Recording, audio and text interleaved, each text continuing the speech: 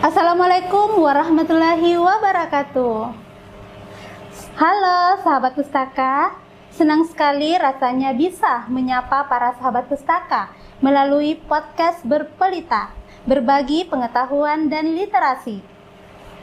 Dalam rangka memperingati Hari Anak Nasional yang ke-42, tanggal 23 Juli 2026, podcast Berpelita mengangkat tema Sayang Anak, Lindungi, dan Bangun Masa Depan.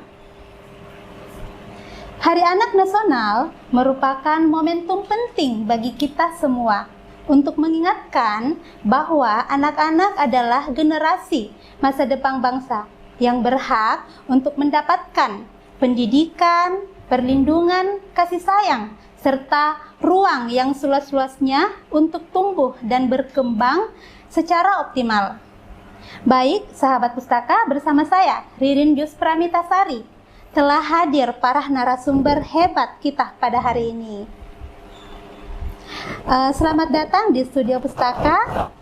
Terima kasih telah meluangkan waktunya untuk hadir berbagi inspirasi kepada kita semua melalui podcast Berpelita. Baik, saya akan perkenalkan terlebih dahulu narasumber kita yang pertama, yaitu Bapak Sumardin, SEMAP, sebagai Kabid Perlindungan Anak. Apa kabar Pak hari ini? Alhamdulillah baik, Bu Ririn. Sehat Pak? Alhamdulillah sehat. Ya. Narasumber kita yang kedua ada Pak Magamo sebagai Manajer Gugah Nurani Indonesia. Apa kabar Pak hari ini? Alhamdulillah sehat. Ya, alhamdulillah sehat ya Pak. Nah, karena kegiatan kita pada hari ini terkait dengan anak, kami juga menghadirkan Ketua Forum Anak Masen Rempulu Kabupaten Nrekang bersama adik kita Mutmainnah. Hai, apa kabar? Masih semangat hari ini? Alhamdulillah, harus semangat ya. Iya. Baik, sahabat pustaka, mengawali perbincangan kita pada hari ini, izinkan saya untuk mengajukan pertanyaan pertama kepada Bapak Kepala Bidang Pemberdayaan Perempuan dan Perlindungan Anak. Pak Kabid, bisa Bapak jelaskan makna Hari Anak Nasional bagi pemerintah Kabupaten Nrekang? Dan silahkan diceritakan secara singkat saja sejarah dicetuskannya Hari Anak Nasional ini. Oh ya, makasih. Bismillahirrahmanirrahim. Assalamualaikum warahmatullahi wabarakatuh.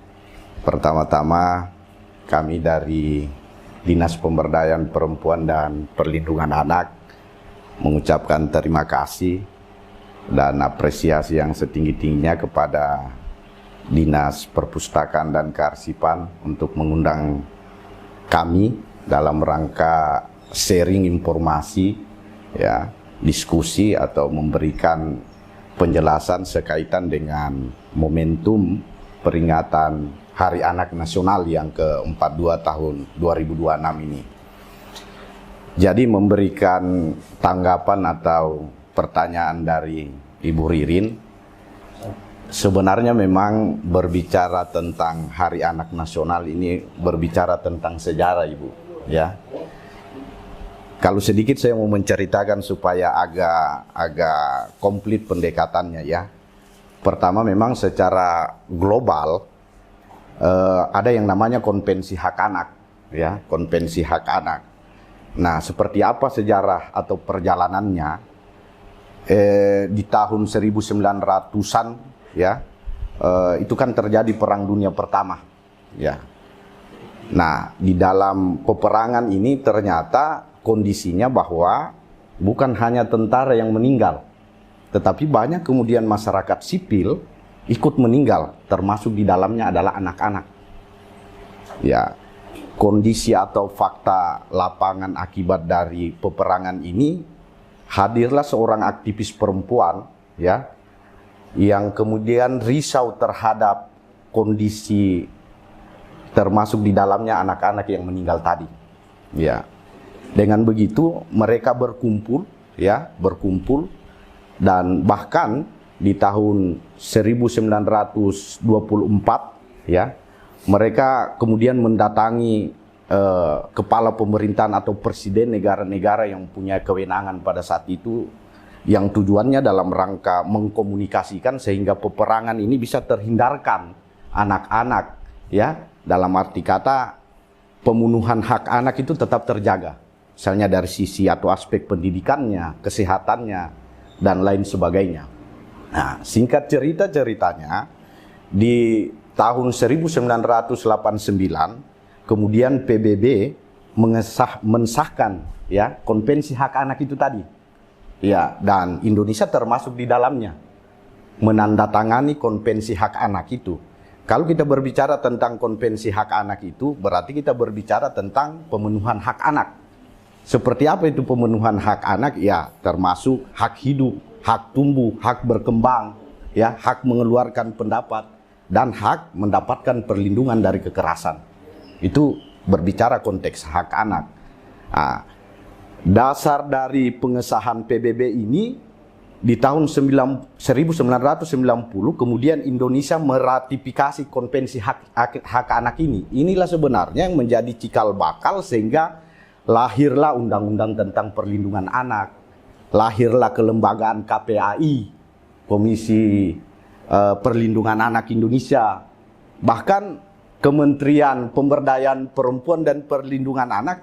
Di situ bagian dari situ proses perjalanan sejarah sehingga kemudian hadir Kemen PPA itu. Itu secara global saya kira.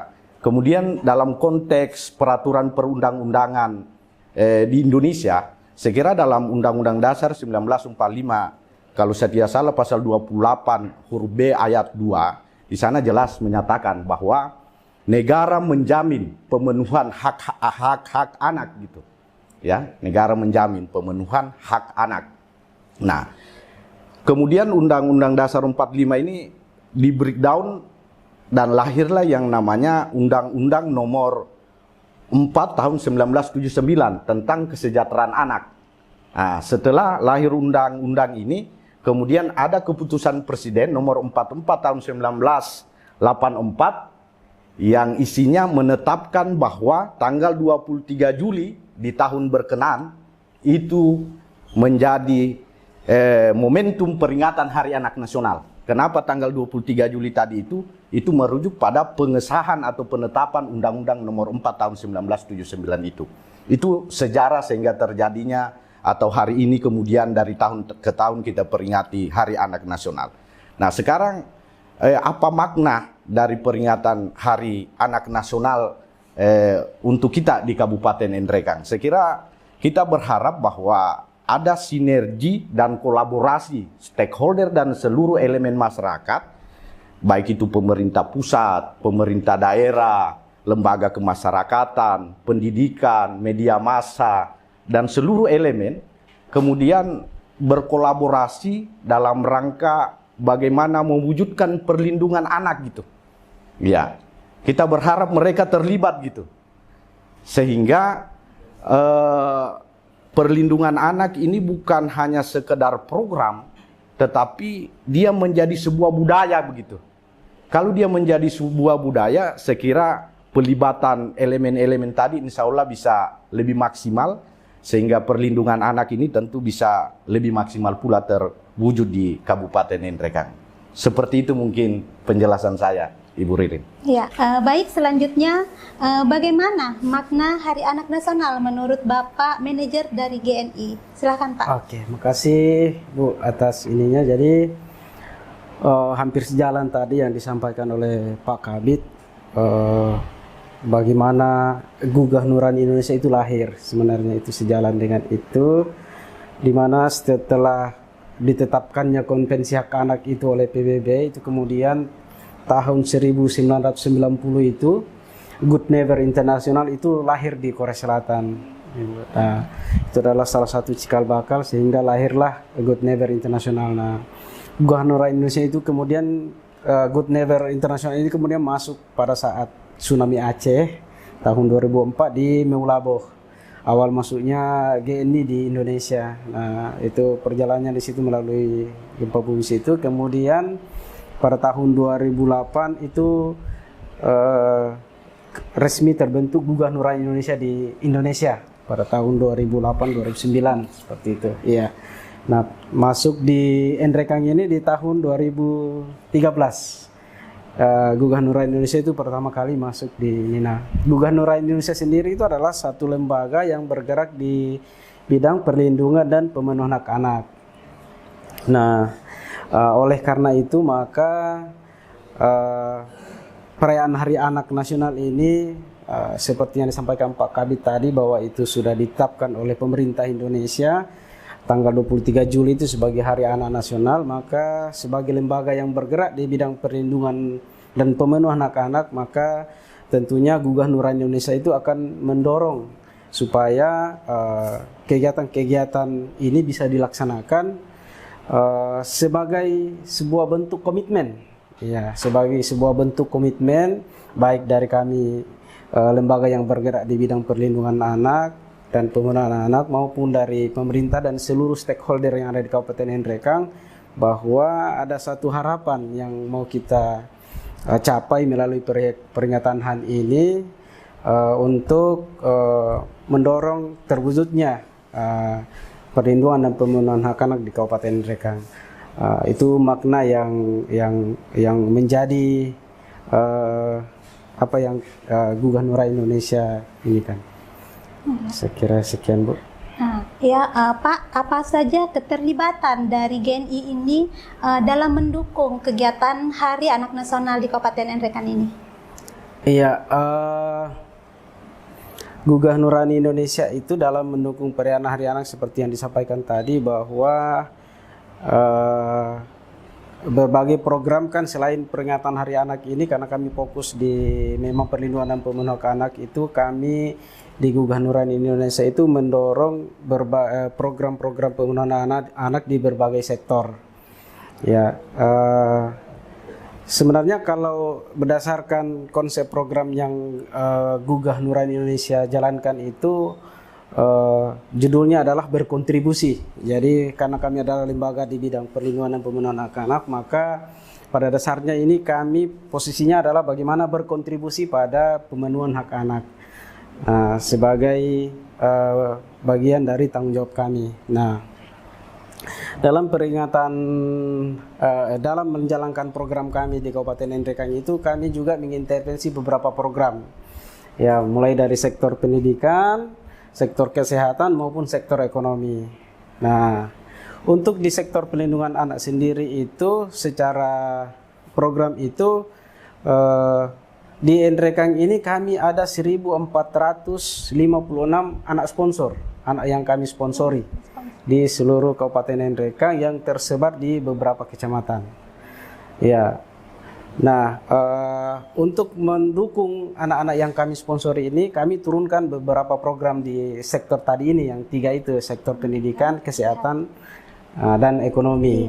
Nah, kalau program Hari Anak Nasional itu merupakan bagian dari program partnership kami yang berkolaborasi dengan pemerintah daerah, khususnya Dinas Pemberdayaan Perempuan dan Perlindungan Anak beserta dengan Forum Anak Kabupaten Nrekang.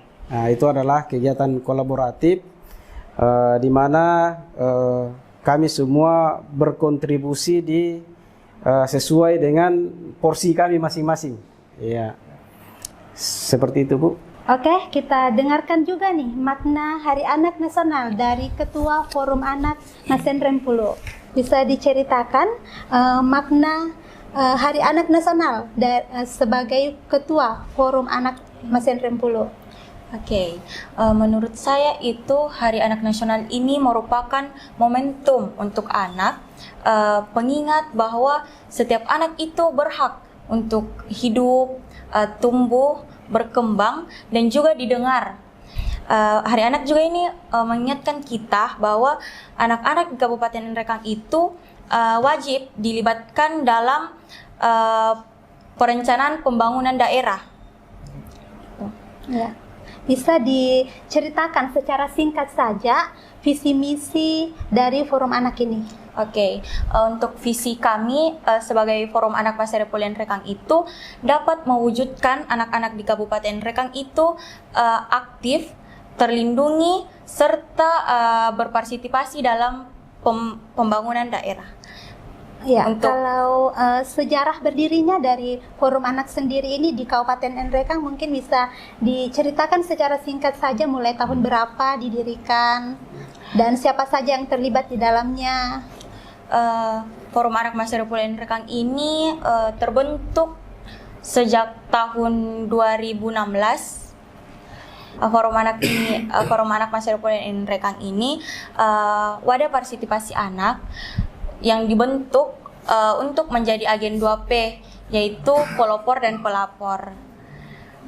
Ya, jadi Forum Anak ini berfungsi untuk sebagai agen pelopor dan pelapor. Ya, itu adalah informasi penting nih bagi sahabat pustaka. Ya, apakah Forum Anak juga mempersiapkan suatu kegiatan atau program dalam rangka memperingati Hari Anak Nasional tahun ini? Nah, kebetulan nih Bu, untuk tahun ini Forum Anak Metropolitan Nrekang sedang mempersiapkan kegiatan-kegiatan seru untuk memperingati Hari Anak Nasional. Wah, sahabat pustaka, ternyata Forum Anak Nasional mempersiapkan berbagai macam kegiatan seru. Jangan lupa diikuti ya. Baik, apakah dari program-program yang dilakukan oleh Forum Anak ini ada kisah sukses dari seorang anak atau dari komunitas anak yang kemudian tumbuh berkat adanya Forum Anak ini? Alhamdulillah, berkat Forum Anak Metropolitan Nrekang ini banyak teman-teman termasuk saya dapat mengambil pelajaran seperti yang pertama, yang awalnya itu kurang percaya diri dan kini sudah mulai percaya diri berbicara di depan umum. Iya. Ada lagi mungkin dari komunitas anak? Itu aja ya. Baik Pak, dari Dinas Pemberdayaan Perempuan dan Perlindungan Anak, adakah program atau kebijakan baru yang diluncurkan dalam rangka memperingati Hari Anak Nasional tahun ini? Ya, baik Bu Ririn. Ya, sekira sejalan apa yang disampaikan oleh manajer Geni, kemarin kami duduk bersama dalam rangka menginisiasi satu bentuk program atau kegiatan sekaitan dengan rangkaian peringatan Hari Anak Nasional ini. Program atau kegiatan yang saya maksud itu kolaborasi antara BP3A dengan GNI. Sekaitan dengan itu, spesifik kegiatannya itu adalah mengedukasi ya terkait dengan pencegahan kekerasan anak, sekaligus membentuk kelembagaan satuan tugas ya Satgas terkait dengan penanganan masalah kekerasan perempuan dan anak. Ya, rencananya itu ada 4 kecamatan dulu yang kemudian kami sasar ceritanya.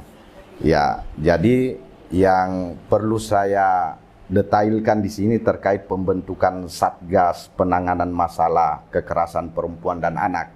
Memang di Nrekang ini kelembagaan itu belum terbentuk ya, Pak Magama. Jadi kita coba sampel dulu, maksudnya baru 4 kecamatan dulu yang kemudian rencana akan kita bentuk kelembagaannya.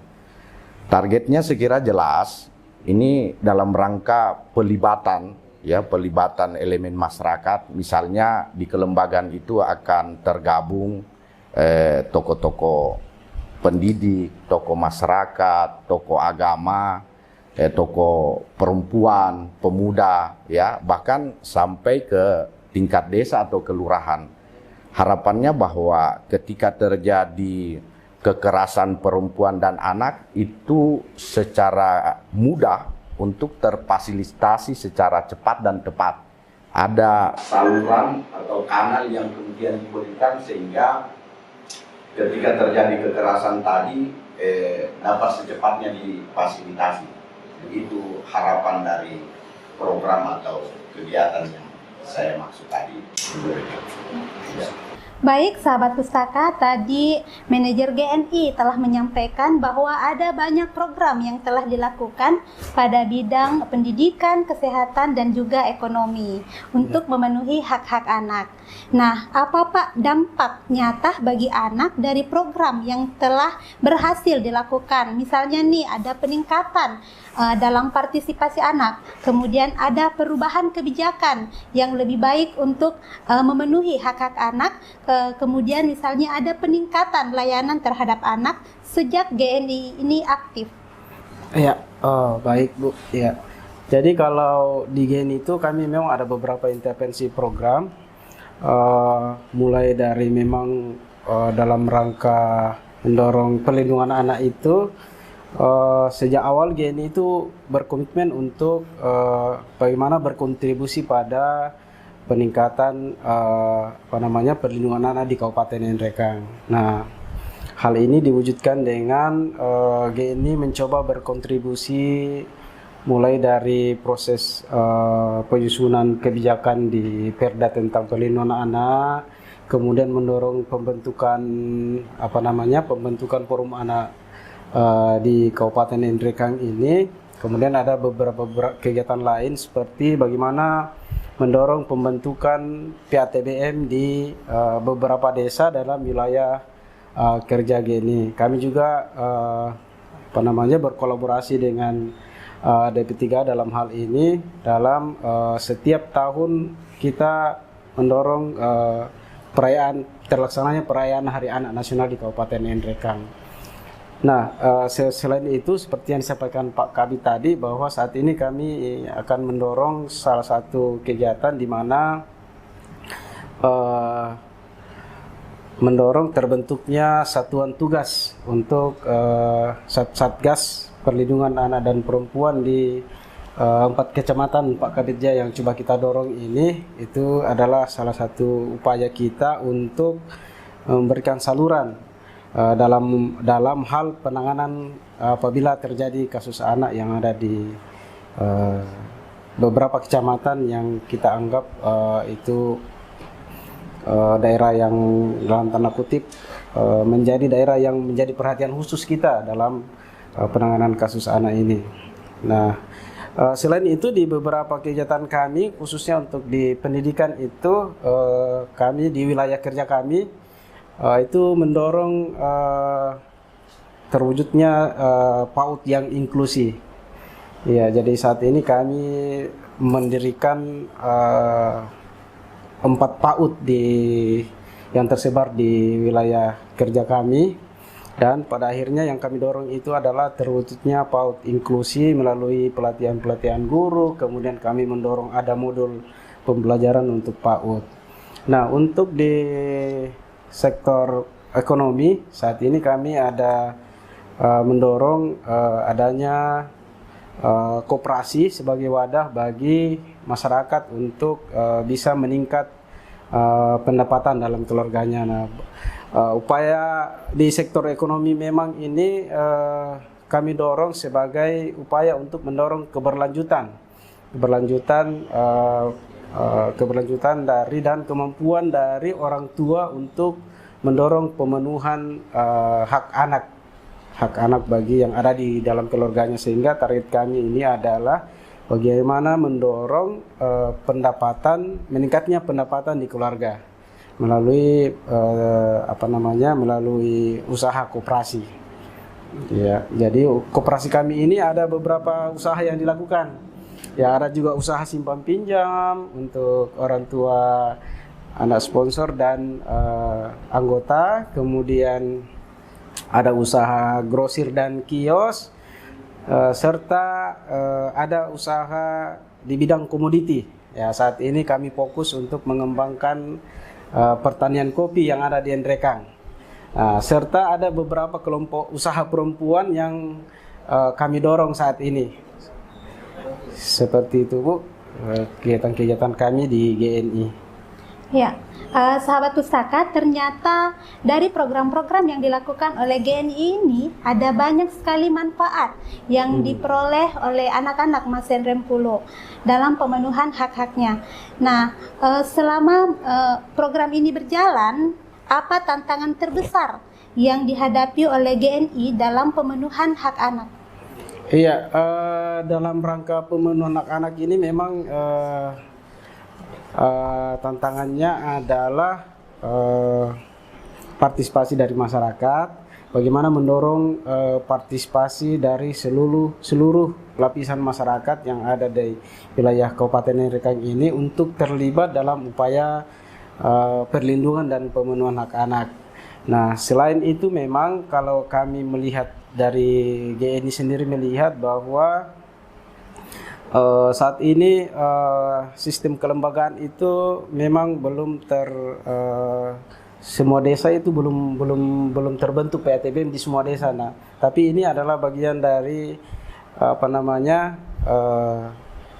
komitmen juga dari DP3A untuk mendorong supaya ini bisa terlaksana. Jadi kami mungkin akan berkontribusi di situ bagaimana mendorong supaya semua sistem layanan terkait dengan perlindungan dan pemenuhan anak di Kabupaten Nrekang ini bisa kita wujudkan secara bersama. Baik sahabat pustaka, kita ke Ketua Forum Anak Adik Mutmainnah. Apa saja ancaman terbesar terhadap keselamatan anak yang ada di Nrekang saat ini, baik itu secara fisik maupun secara digital atau bahkan secara sosial yang banyak terjadi di lingkungan masyarakat kita saat ini? Saat ini ancaman yang saya lihat itu banyak seperti perundungan, pernikahan dini, pergaulan bebas, dan penyalahgunaan media. Selain itu juga masih banyak teman-teman di luar sana yang takut melaporkan jika terjadi kekerasan. Ya, jadi harusnya Forum Anak kan yang memfasilitasi sebagai pelapor dan pelopor. Baik. Nah, bagaimana Forum Anak Mas Rempulu ini bekerja sama dengan pihak kepolisian, sekolah ataupun layanan sosial dalam melindungi hak-hak anak?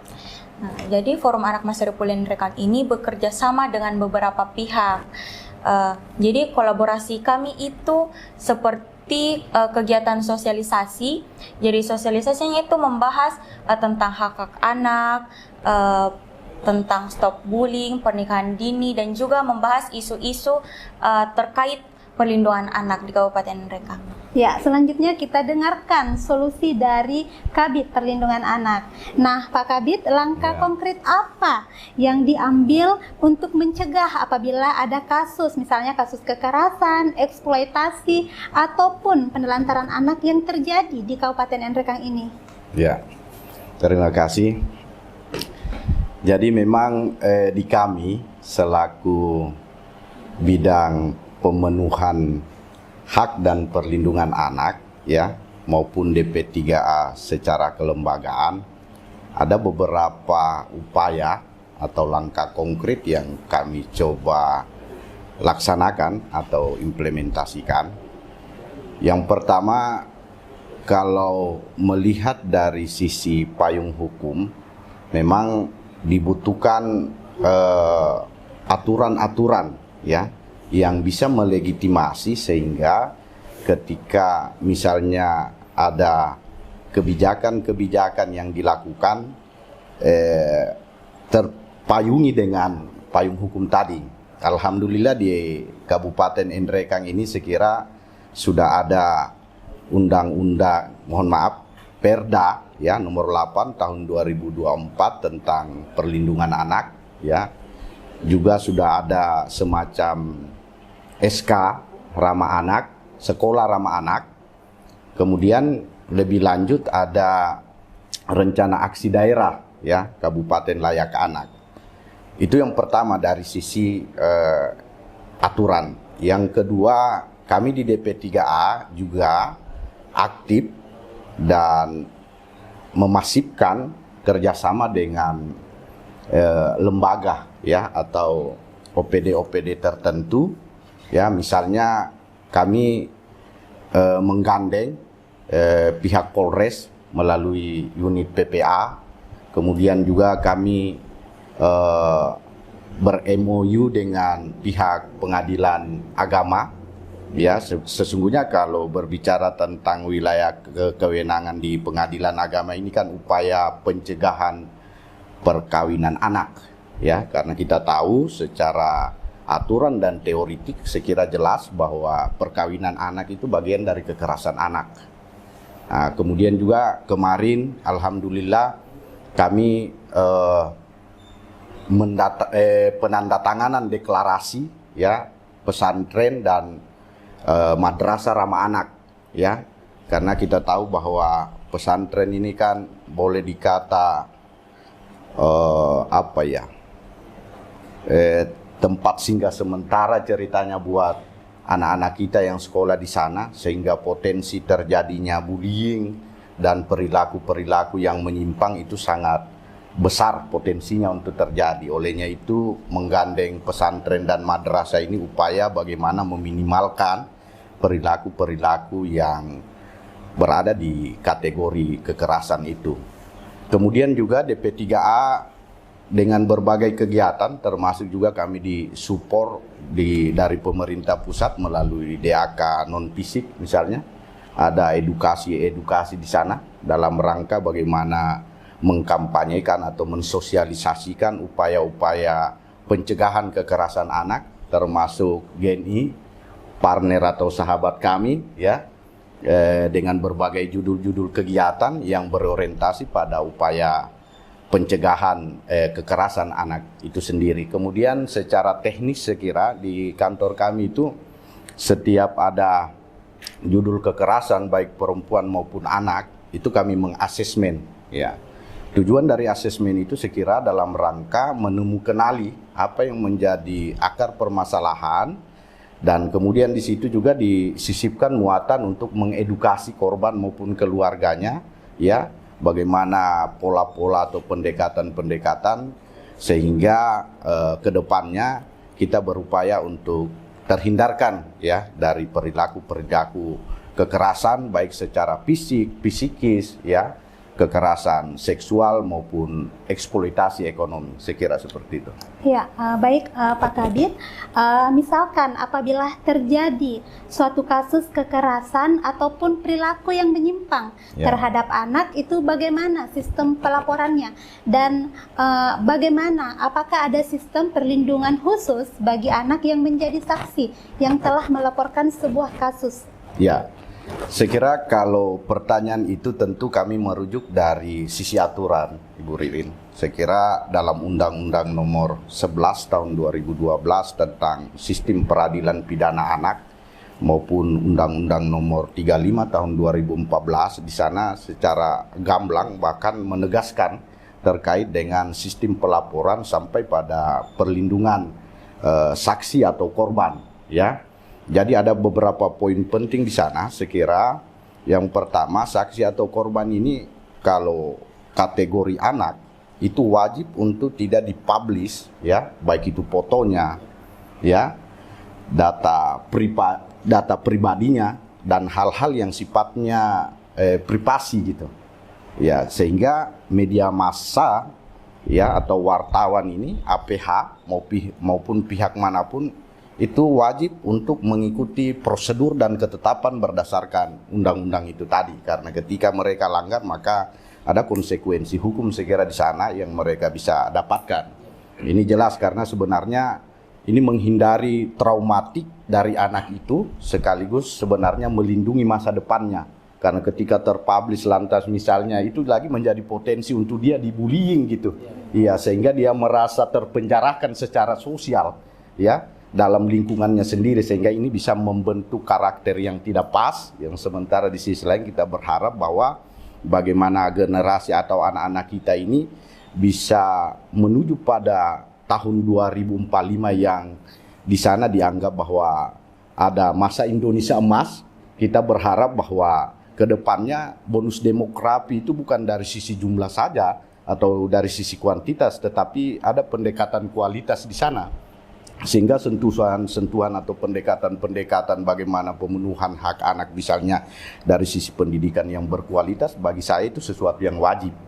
Ya, dan ini sekira menjadi rambu atau rel semua elemen untuk mensupport sehingga mereka bisa dalam tanda kutip bertanding ya di 2045 itu yang penuh dengan nilai kompetisi yang tinggi.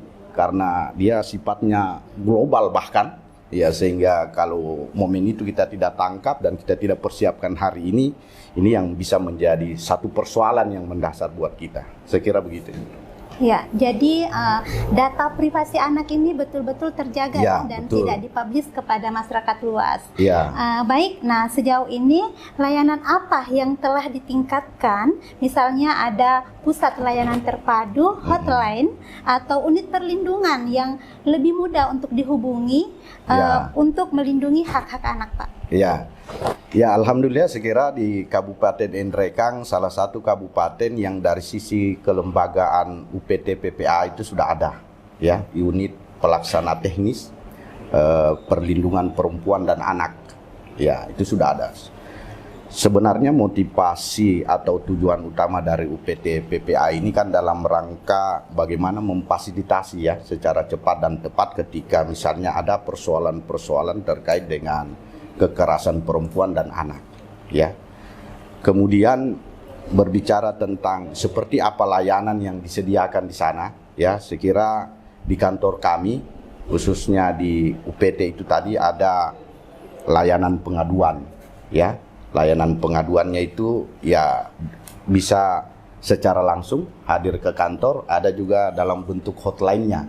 Ya, jadi pilihan ini saya kira targetnya dalam rangka memudahkan, ya, baik korban maupun saksi atau masyarakat yang ingin melaporkan satu judul kekerasan yang terjadi misalnya di lingkungan masyarakatnya. Kemudian juga di sana sebenarnya kami memaksimalkan upaya pendampingan secara hukum, ya, karena kita tahu kondisi hari ini banyak kekerasan yang terjadi khususnya ke anak. Di sisi lain misalnya orang tuanya tidak punya kemampuan dalam tanda kutip. Saya kira daerah, ya, yang kebetulan di kantor kami yang punya kewenangan itu bagaimana menghadirkan, ya, advokat atau pengacara untuk melakukan pendampingan secara hukum kepada korban yang bersangkutan, ya. Yang selanjutnya saya kira di sana juga kami menyediakan tenaga psikolog, ya, karena kita tahu bahwa ketika anak berada dalam kejadian tertentu sekaitan dengan kekerasan itu pasti secara internalnya dia terganggu psikolognya, kejiwaannya, sehingga hadirnya psikolog ini dalam rangka bagaimana menormalkan, ya, kejiwaan yang sempat blank tadi. Dan yang terakhir saya kira ketika ada kekerasan anak, kami juga menyediakan shelter atau rumah aman, ya, dengan tujuan bahwa ketika anak atau korban tadi terancam keamanannya, ya, DP3A itu punya rumah aman. Seperti apa model rumah amannya ini juga tidak boleh terlalu dipublish karena namanya rumah aman, ya, berarti dari sisi kerahasiaannya juga harus terjaga. Saya kira seperti itu sekaitan dengan itu. Hanya yang perlu kita pahami bahwa anak bermasalah hukum itu kan bagian dari perlindungan khusus anak, ya, anak yang bermasalah hukum.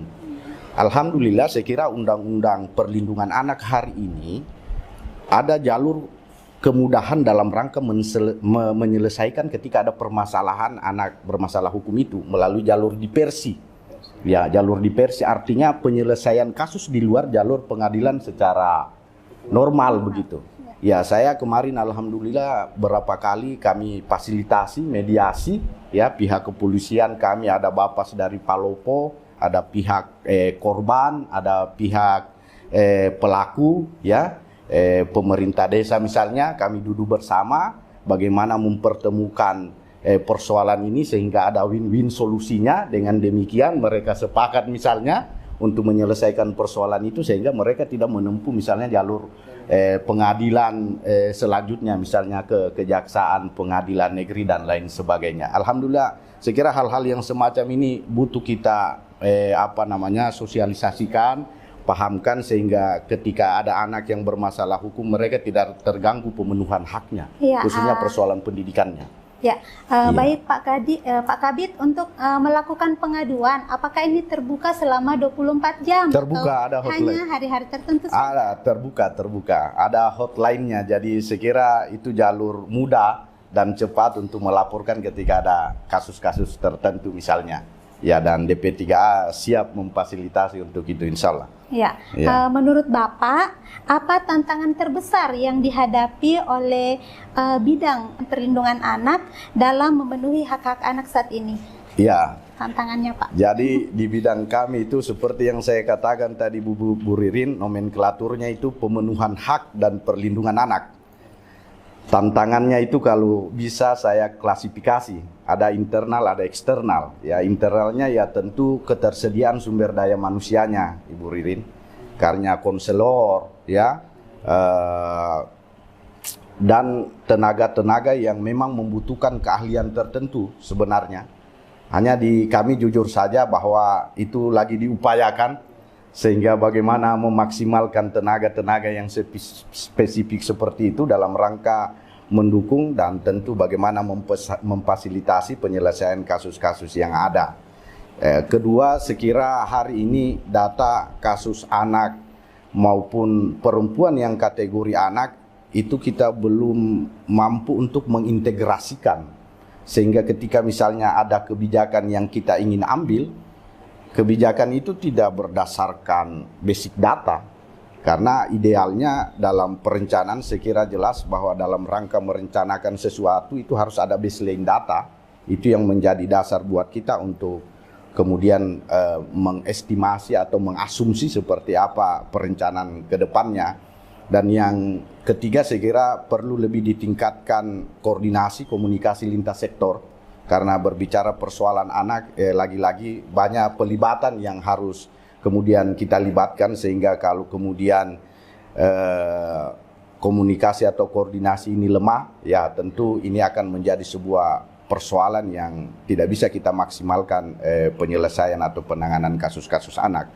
Secara eksternal saya kira berbicara tentang budaya, Bu Ririn, ya, karena hari ini keluarga kita atau masyarakat kita masih banyak yang menganggap bahwa kekerasan itu bukan sesuatu hal yang terlalu mendasar, ya, tidak terlalu penting gitu. Sementara zaman atau era hari ini sudah sangat berubah. Ya, bayangkan saja saya baru sekitar 6 bulan di sana, terlalu banyak aturan-aturan yang mau dipelajari. Ya, sementara itu tadi budaya masyarakat kita masih terkungkung dengan budaya-budaya yang lama, sehingga dengan demikian berdampak pada ya tidak pentingnya itu kekerasan anak. Kemudian bahkan lebih jauh dia katakan bahwa kekerasan anak itu bagian dari mendisiplinkan anak. Iya, mereka juga tidak paham bahwa yang namanya kekerasan anak bukan hanya secara psikis, verbal saja itu bagian dari kekerasan anak. Iya, sekira hal-hal yang semacam ini butuh ada proteksi sekira, sehingga menghadirkan kebijakan-kebijakan yang bisa menyasar hambatan-hambatan baik secara internal maupun eksternal ke depan. Apalagi kalau berbicara KLA, sekira Ibu Ririn punya pemahaman, ya, di sana kita masih sedikit agak-agak susah untuk menghadirkan berbagai dokumen-dokumen yang mendukung dalam rangka bagaimana persoalan anak dienrekang, karena sesungguhnya KLA itu kan potret pemerintah pusat terhadap pemerintah daerah bagaimana melaksanakan kebijakan di daerah hubungannya dengan kepentingan anak. Sekira seperti itu jawaban yang bisa saya sampaikan, Bu Ririn. Baik Pak, berarti untuk melindungi hak anak ini bukan hanya menjadi kewajiban dari Dinas Pemberdayaan Perempuan dan Perlindungan Anak, tetapi ada kolaborasi antara OPD yang lain, kemudian juga keterlibatan masyarakat, khususnya keluarga. Iya. Betul. Baik, selanjutnya kita ke Ketua Forum Anak lagi. Nah, untuk Adik Mutmainnah, apa rekomendasi Anda untuk Pemda terkait layanan perlindungan dan pemberdayaan anak? Oke, seperti yang dijelaskan Pak Kabid, saya itu berharap pelayanan perlindungan anak ini lebih diperkuat. Selain itu, saya juga berharap pemerintah juga menyediakan ruang yang lebih luas untuk anak-anak dapat menyuarakan aspirasi mereka. Iya, terima kasih. Baik, selanjutnya kepada Bapak Manajer GNI. Nah, Pak, apa harapan GNI kepada stakeholder maupun forum anak Masen Rempulu dalam mempersiapkan masa depan anak-anak di Kabupaten Nrekang?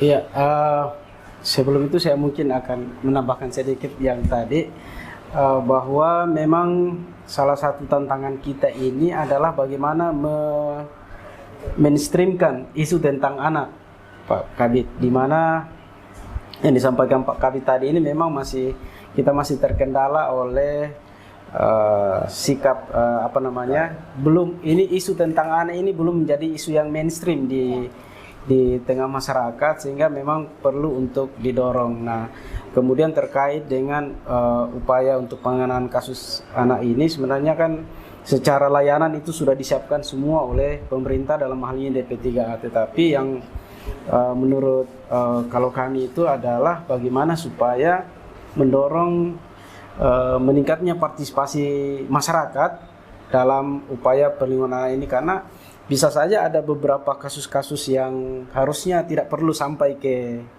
DP3A, itu harusnya sampai misalnya hanya karena dicubit di sekolah atau dan sebagainya, atau misalnya ada kasus-kasus yang sebenarnya itu bisa ditangani di tingkat desa, itu kemudian harus sampai ini. Sehingga salah satu hal yang perlu kita dorong ini adalah bagaimana desa itu ada PATBM-nya, perlindungan anak terpadu berbasis masyarakat.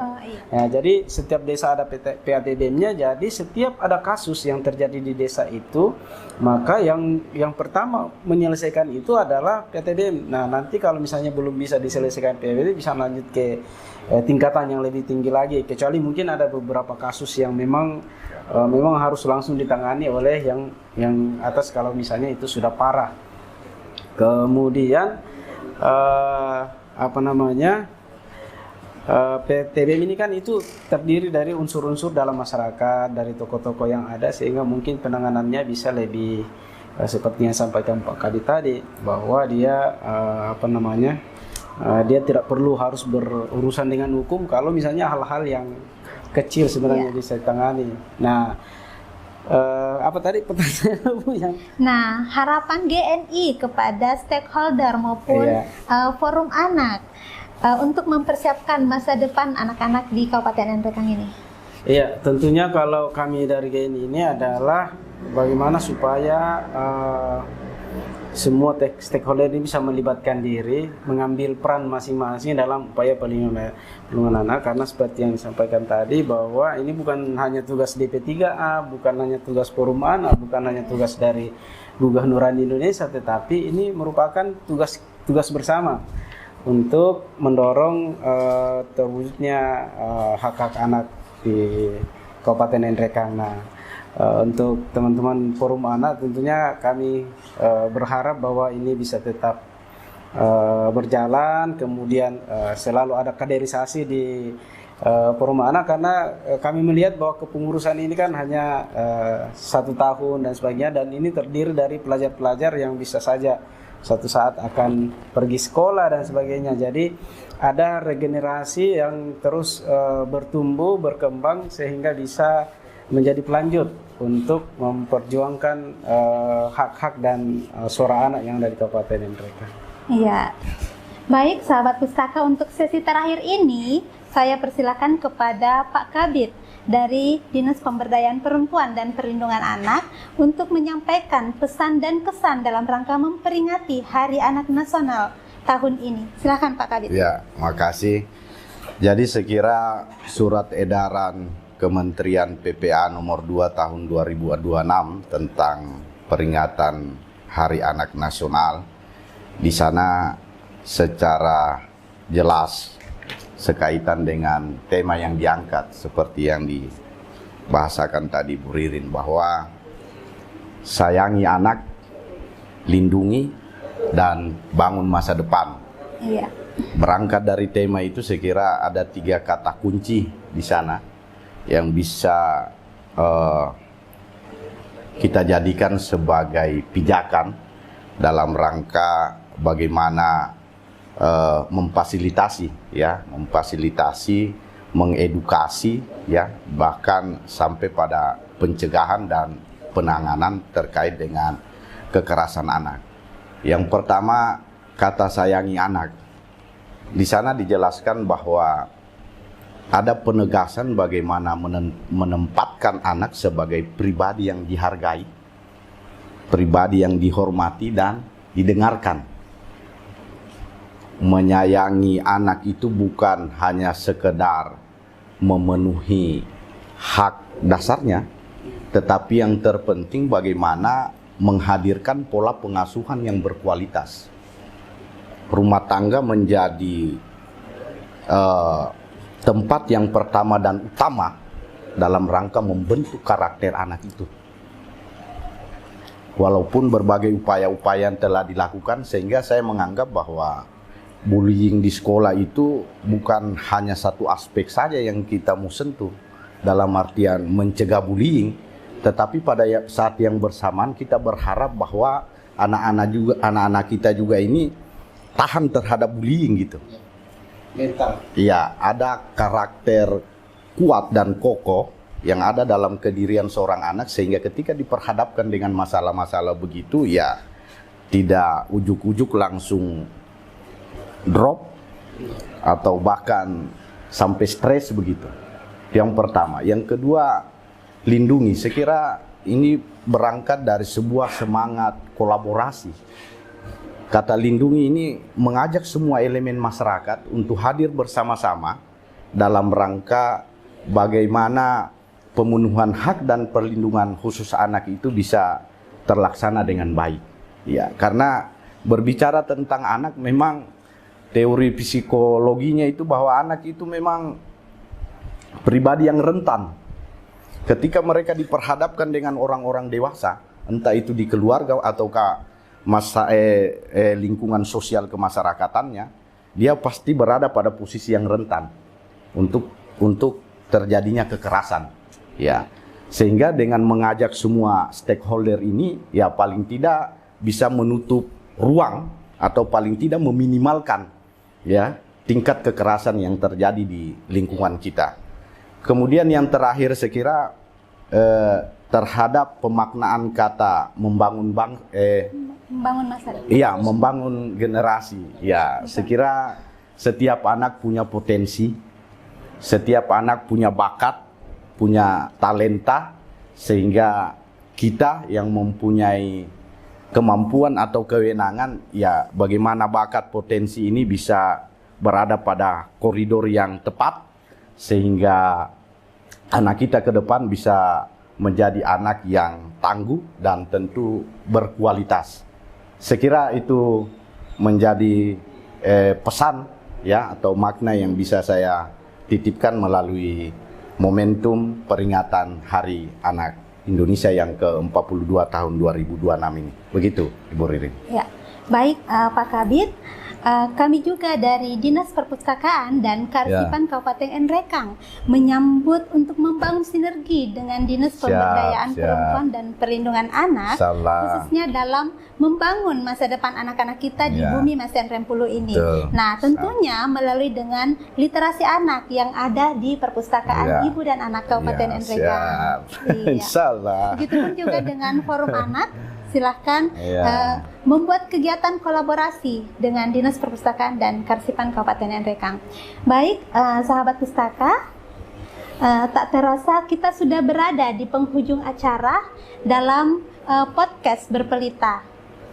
Nah, saya mengucapkan banyak-banyak terima kasih kepada para narasumber yang telah hadir untuk berbagi inspirasi, berbagi ilmu, dan juga berbagi pengalaman kepada kita semua pada hari ini.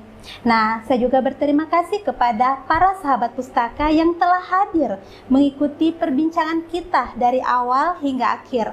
Nah, semoga apa yang kita bahas pada hari ini itu memberikan wawasan dan manfaat yang sebanyak-banyaknya bagi masyarakat, khususnya bagi anak-anak Masen Rempulu.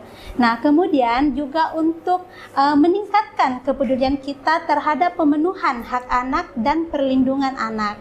Baik, mari kita sama-sama mendukung anak-anak Indonesia, khususnya anak-anak di bumi Masen Rempulu ini menjadi generasi yang hebat, cerdas, dan kreatif.